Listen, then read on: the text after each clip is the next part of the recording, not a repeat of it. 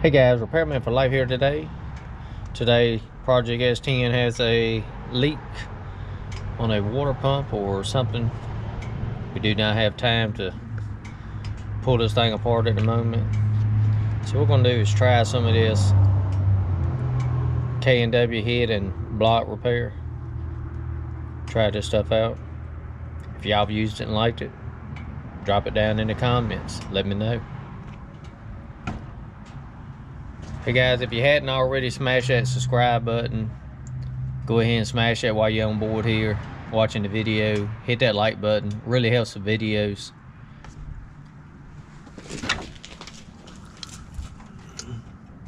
As you can look under here, the ground's pretty wet. Drove this about 15 minutes this morning.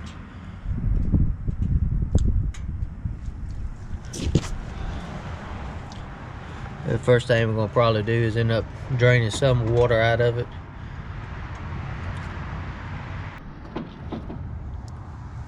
Alright guys, what you want to do first, we got a 3/8 ratchet here on this belt tensioner.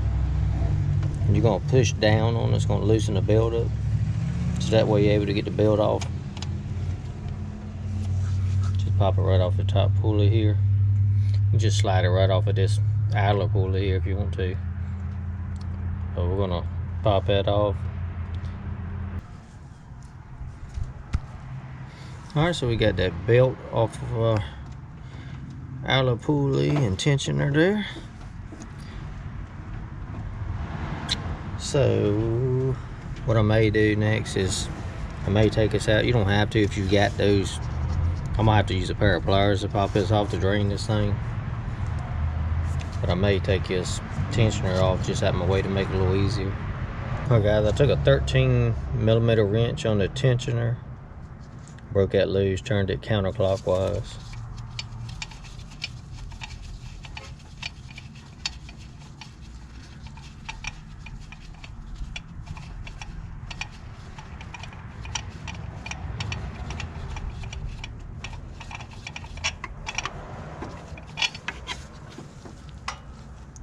Pretty decent link bolt there, probably at least 3 inches or more.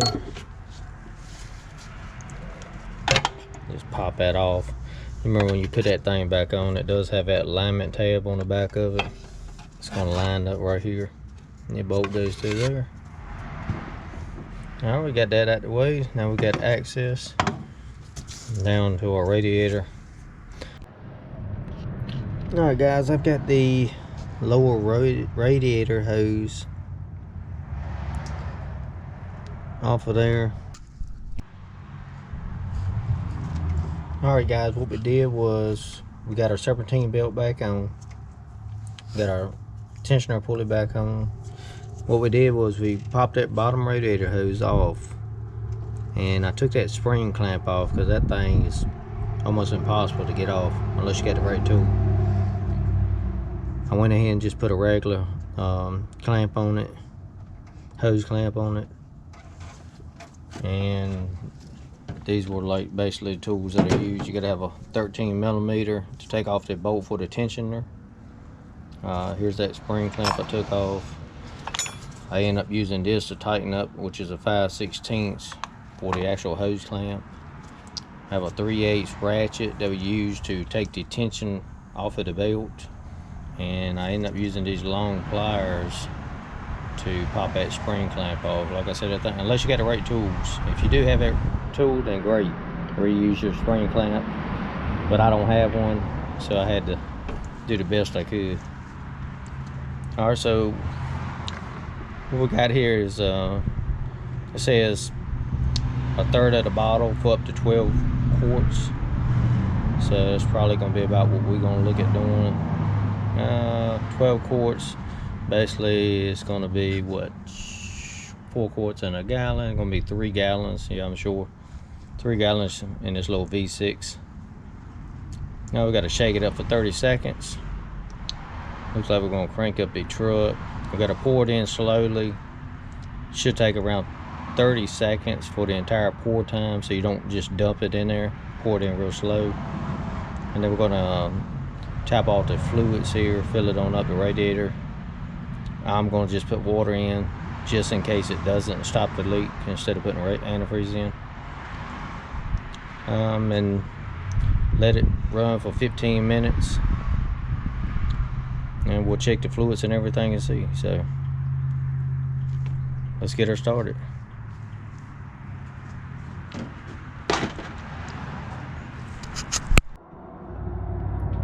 Alright guys, I got the radiator a little bit low. I don't know if y'all can see up inside there or not.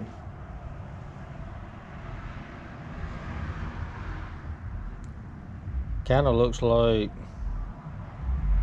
watered down oatmeal or something like that.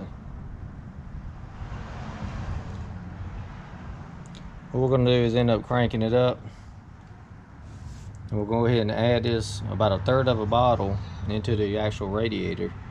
And I'm going to add water as I need to because this stuff looks kind of thick, so I don't want it stopping up the actual radiator. So let me fire the truck up and we'll get back to it.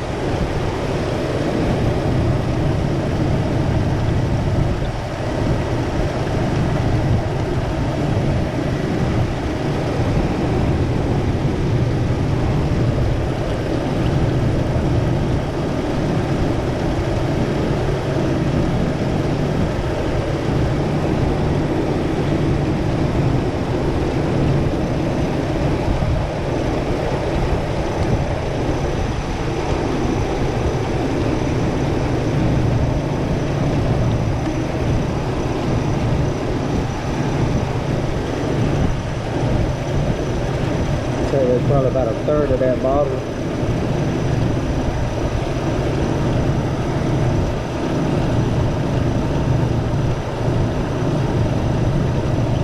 What we're going to do too is after I get this water in here, we're going to turn the heat on, turn the fan all the way on high,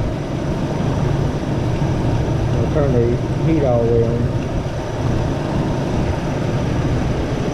I'm going to initially leave that off, but I'll go ahead and circulate through that heater cord.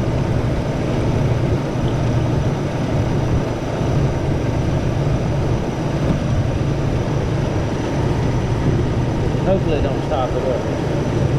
Looks like it's trying to shut a little air in it. Put a cap on it. Plug it back into this overflow.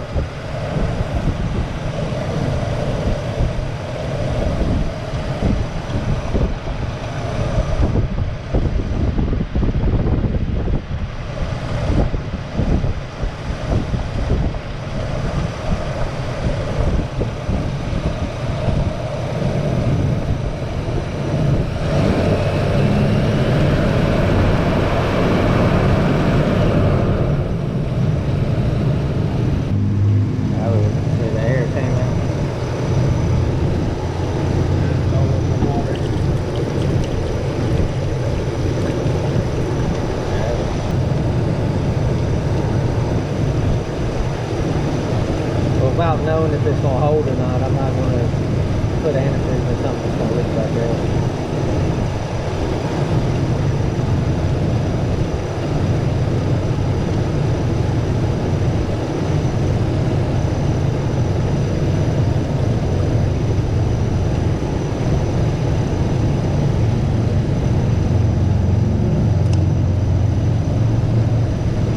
I think I need to get a new radiator cap too. That one's looking a little rough. About 160 or something there.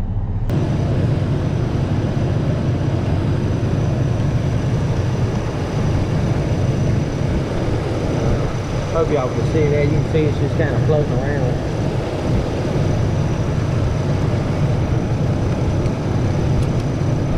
Well, it's running through the system there, so. Gonna let it run for 15 minutes. Serpentine belt looks good, nice and straight.